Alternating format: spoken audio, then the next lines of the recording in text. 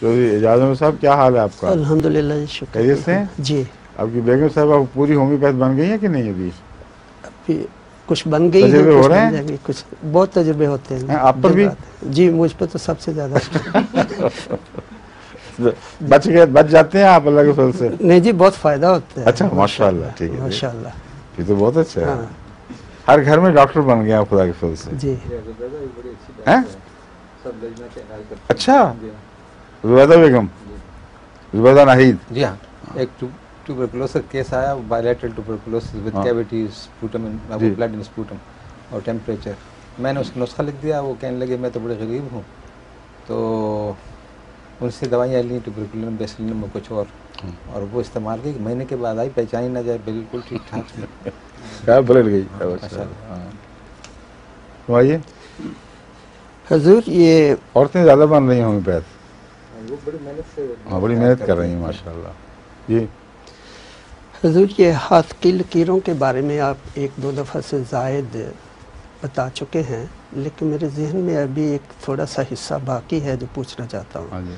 وہ یہ ہے کہ یہ جب ان کو دیکھتے ہیں سرسری طور پہ ہمیں، تو اس میں کوئی خاص نظام کام کرتا نظر آتا ہے. یہ تو لکیریں عمر کے لحاظ سے بدلتی بھی ہیں، اور یہ جو انگوٹھا لگوایا جاتا ہے اس کی لکیروں سے شناخت بھی کی جاتی ہے. تو اللہ تعالیٰ، یہ دو باتیں متضاد ہو گئیں آپ کی. عمر کے لحاظ سے بدلتی بھی ہیں اور انگوٹھا لگایا جاتا ہے. ہاں یہ دو باتیں متضاد ہو گئی ہیں. بہرحال کیونکہ اگر میں عمر کے لحاظ سے بدلتی ہیں تو انگوٹھے کا اعتبار کیا رہا؟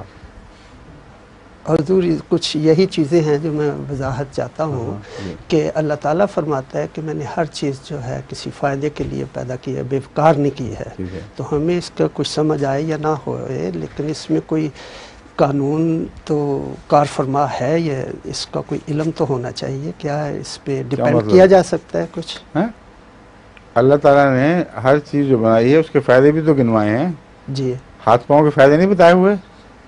تو اللہ تعالیٰ نے یہ بھی تو حضور کہا ہے کہ ہاتھ کی لکیروں کے بھی فائدے ہیں. یہ لکھا ہوا کہیں؟ جی. کہاں لکھا ہوا؟ میں تو نہیں پڑھا. آپ نے پڑھا کہیں؟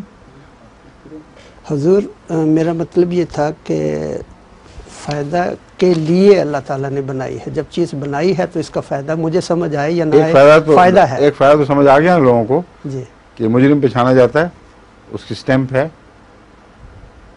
اور یہ فائدہ تبھی ممکن ہے اگر لکیریں بدلے نہ. اگر بدل جائیں تو یہ فائدہ ہو ہی نہیں سکتا. یہ قطعی فیصلہ ہے جو ساری دنیا کے قانون کو مسلم ہے. پھر یہ جو لکیروں کا معاملہ ہے، اس کے اوپر جو تحقیقات ہوئی ہیں ان میں ایک چیز تو سائنسدان نہیں سمجھ سکے کہ یہ اتنے قطعی اور پختہ کیوں ہیں اور ہر ایک کی لازماً کیوں تبدیل ہوتی ہیں. جڑواں کی بھی بدل جاتی ہیں اور ان کا ایک پیٹرن ہے. تو اس پیٹرن کا مزاج سے کوئی تعلق ہے کہ نہیں، یہ بحث تو معقول اور سائنسی ہے اور یہ اٹھائی بھی جاتی ہے. اور وہ جب لکیروں کی بحث کرتے ہیں تو صرف انگوٹھے یا انگلی کی لکیروں کی نہیں، بلکہ رجز جو ہیں سافٹ انسان کے اندر، وہاں جو لکیریں ہیں ان کو بھی دیکھتے ہیں اور کہتے ہیں ان کا بھی ایک پیٹرن ہے. تو سائنسدانوں کا یہ خیال ہے، جو اب تک یعنی جو توہمات سے الگ ہو کر غور کرنے والے لوگ ہیں، کہ اس کا ممکن ہے کہ انسان کی جو شخصیت ہے وہ اس کی تحریر ہو ہاتھ پر اور لکیروں کا اس کی شخصیت سے تعلق ہو. یہ ایک محض اظہار خیال ہے. ابھی تک سائنسدانوں کو کوئی قطعی طور پر ایسی چیز نہیں ملی. اگر یہ بات درست ہے تو جتنے ذائچے والے اور وہ جو قسمت لینے والے ہیں وہ سارے جھوٹے نکلیں گے، کیونکہ ان کے ہاں جو قسمت دیکھنے کا طریقہ ہے وہ چند ستاروں کے ساتھ ان کے جو انگلیوں کے ابھار ہیں وہ وابستہ ہو چکے ہوئے ہیں اور ان لکیروں کے مطابق وہ ان کی موت کے فیصلے کرتے اور زندگی کے اور حادثات کے، جو سائنسدان بات کر رہے ہیں اس کا اس سے کوئی دور کا بھی تعلق نہیں، کیونکہ وہ یہ جانتے ہیں کہ بچہ ماں کے پیٹ میں جب لکیریں بن رہی ہیں تو اس وقت اس کے ساری چیزیں جو اس کی زندگی پر اثر انداز ہو سکتی ہیں ان لکیروں سے تعلق ہی نہیں رکھتی، حادثات ہیں اور اتفاقی بیماریاں ہیں، تبدیلیاں ہیں، امارت ہے، غربت ہے، ان سارے چیزوں کا اس بچے اس جنین سے کوئی تعلق نہیں ہے جو پیدا ہو رہا ہے، سوائے اس کے اگر ہم نے کسی تعلق کو قائم کرنا ہے سوائے اس کے کہ اللہ تعالیٰ نے ہاتھوں کے اندر ہر شخص کی انفرادی تقدیر لکھ دی، ایسی صورت میں یہ لکیریں قابل اعتماد ہو جائیں گی اور علم غیب ہے جو اس میں مندرج ہے۔ اگر یہ ہوتا تو قرآن کریم کو چاہیے تھا کہ کہتا ہے کہ تو اپنی ہاتھ کی لکیریں دیکھو، اس میں تمہاری سارا مقدر لکھ دیا گیا ہے، تمہارے ہاتھ سے تمہاری شادیاں بیاہ وغیرہ، اور رسول اللہ صلی اللہ علیہ وسلم یہ کیوں کہتے ہیں کہ جو ہاتھ دکھاتا ہے اور دیکھتا ہے دونوں پہ لعنت۔ اب بتائیں، بس جی جواب آخر اس میں لعنت یہی کے بعد ملتا کچھ ہے۔ نہیں باقی رہ نہیں، جاتا بس یہی جواب ہے۔ ہاں، ٹھیک ہے، درست۔ دونوں پہ لعنت ہے۔ اس طرف ذہن آئے کیسے لوگوں کا پامسٹری کی طرف؟ فراڈ جتنے ہیں وہ اس طرح کی چالاکیاں سوچتے رہتے ہیں، روزی کا ذریعہ ہے ان کا۔ جی اصل بات یہ ہے کہ آغاز جو ہے وہ فراڈ سے نہیں ہوا کرتا، لیکن رفتہ رفتہ وہ فراڈ بن جاتا ہے۔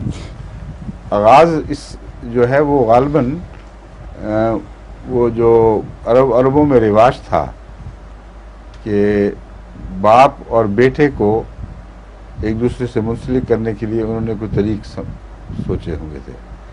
اگر کسی کی ولادت میں شک ہو تو جو ماہرین تھے وہ پاؤں دیکھتے تھے اور پاؤں کی ساخت دیکھ کر وہ بتاتے تھے کہ یہ اس باپ کا بیٹا ہے کہ نہیں ہے، اور اکثر پاؤں کی ساخت بہت ٹیل ٹیل ہوتی ہے، اور یہ جو ہے اس کو قسمت پڑھنا نہیں کہتے، یہ ماضی پڑھنا ہے، مستقبل نہیں ہے۔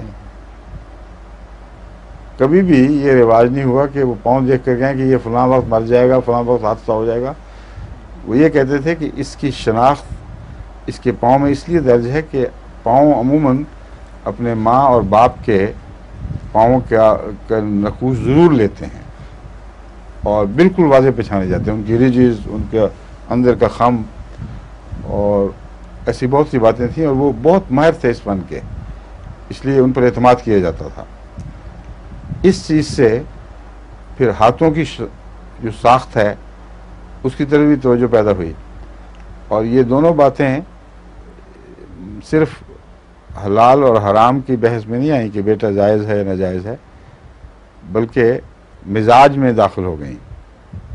ایک انسان کا ہاتھ مخروطی ہے، لمبی انگلیاں ہیں، نازک ہیں، تو غور کرنے والوں نے دیکھا کہ یہ عام طور پر آرٹسٹ میں پائی جاتی ہیں۔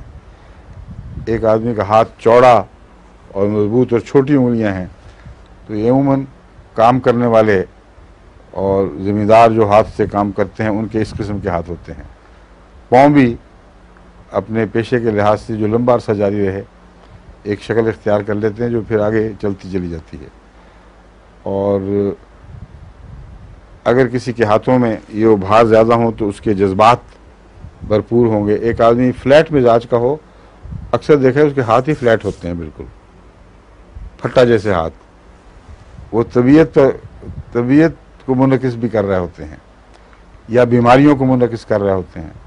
ضروری نہیں کہ طبیعت ہی ہو، بعض بیماریوں سے یہ جو ابھاروں کے گوشت ہیں یہ کھائے جاتے ہیں، اور ہم ان کو دیکھ کر ہاتھوں کی طرز کو دیکھ لیتے ہیں کہ یہ فلاں بیماری کا مریض لگتا ہے۔